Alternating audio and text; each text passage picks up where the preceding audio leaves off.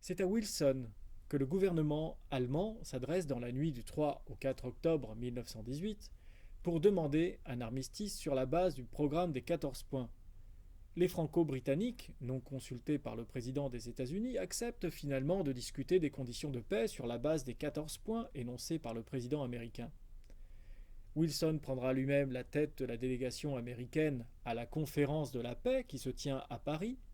C'est la première fois qu'un président des États-Unis décide de quitter le territoire américain pendant l'exercice de ses fonctions pour se rendre en Europe. Wilson vient en personne car il est persuadé qu'il a pour lui l'opinion universelle et que lui seul peut imposer à tous les participants à la conférence de la paix le nouvel ordre international auquel le monde aspire. Cette vision wilsonienne est toutefois combattue aux États-Unis par un courant profond qui se réclame des pères fondateurs, notamment de George Washington, et qui réapparaît dès la fin des hostilités. Pour ce courant, le refus des alliances permanentes et contraignantes prônées par Washington doit redevenir la base de la politique extérieure américaine.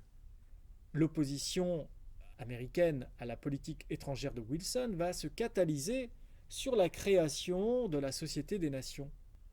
En novembre 1918, le Parti démocrate essuie un grave échec électoral.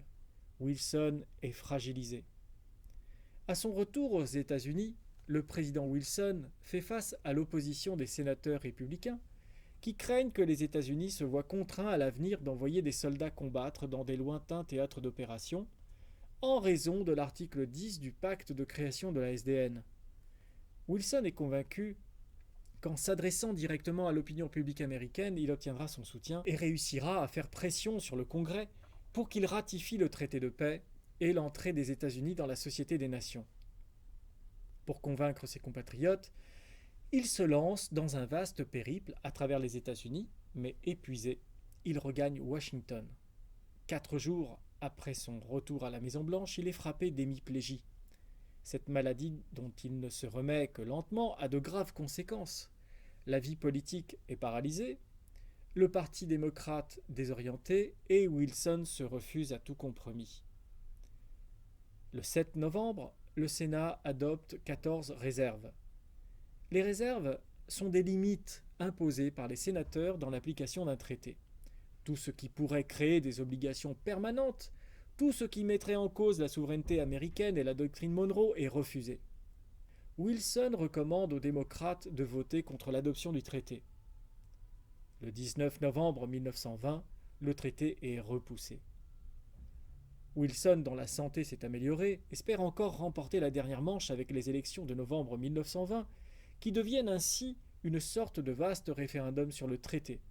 Mais c'est le candidat républicain, Harding, qui est élu président, battant assez largement le candidat démocrate Cox.